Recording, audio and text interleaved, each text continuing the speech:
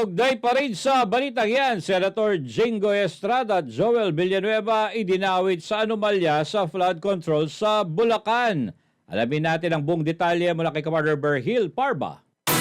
Nitong Lunes, Setyembre 8 ay muling nagsagawa ng pagdinig ang Senate Blue Ribbon Committee kaugnay sa maanumalyang flood control projects ng Department of Public Works and Highways o DPWH. Dito ay muling humarap ang mga kontraktor na sangkot dito, kabilang na si Pacifico Curly Discaya na asawa ni si Sara Discaya na may-ari ng siyam na construction companies.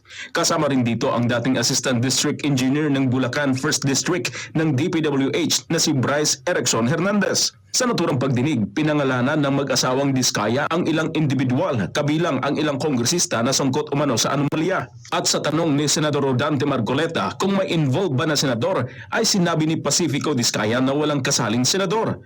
Ngunit sa pagdinig ngayong Martes ng House Infra Committee ng Kongreso, ay kinanta ni Engineer Hernandez na may senador na involved sa mga proyekto ng DPWH Bulacan.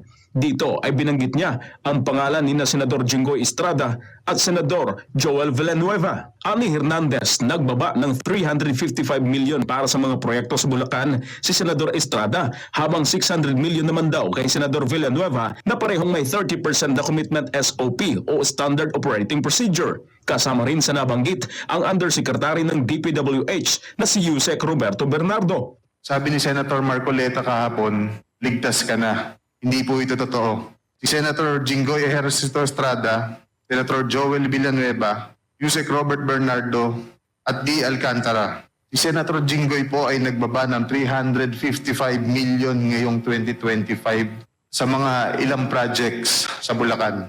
Ang sabi po ng boss ko dito ay 30% ang commitment dito. Noong 2023 naman, ay naglabas ng 600 million si Senator Joel Villanueva at ang SOP nito ay 30% din. Ang mga proyektong ito ay parehong may kaugnayan sa flood control sa iba't ibang lugar sa Bulacan. Sa kalagitnaan ng imbestigasyon ay ipinakita ni Hernandez ang ilang larawan na nagpapatunay umano na may kinalaman si Senador Jingoy at Yusek Bernardo. May mga larawan kung saan kasama si Yusek Roberto Bernardo ng DPWH at mga opisyal ng 1st District Engineering ng Bulacan. May kuha din ng larawan ni Senador Jingoy Estrada at dating District Engineer ng 1st District ng Bulacan na si Engineer Henry Alcantara. Isa rin sa kumuha ng atensyon ng mga mambabatas ang dalawang litrato ng mga tumpok ng pera na ani Hernandez ay para raw ito sa mga proponent ng proyekto ng DPWH. As far as my knowledge is concerned, ibibigay po yan sa tao. Yung nga pong tinatawag na proponent, nakausap niya. Pero paliwanag ni Alcantara ay bayad daw ito sa mga kontraktor na napagkatuwaan lamang na kuhanan ng litrato. Your Honor, yung pera po na yun, yung nasa bahay na po yun, I think po, yan po ay pera ng contractor po na nakolekta, nagamit ang ibang lisensya, doon lang po dinala, at nagkatuwaan po na picturean po yan. That's not for the proponent, Your Honor. All right. Sa kabilang banda, itinanggi naman ni Alcantara na may financial transaction siya kay Villanueva. Yung una po, yung kay Senator Joel, ang tanda ko po dyan, nagre-request po siya ng mga multipurpose building, the secretary at that time. Tapos po, nung nandun po kami sa hearing sa Senate, kinausap ko po siya, sabi niya, nagre-request ako kay secretary, papalo up po na lang. Ilan po yan? Wala naman po nakalagay dyan na ako may transaction ng financial sa kanya.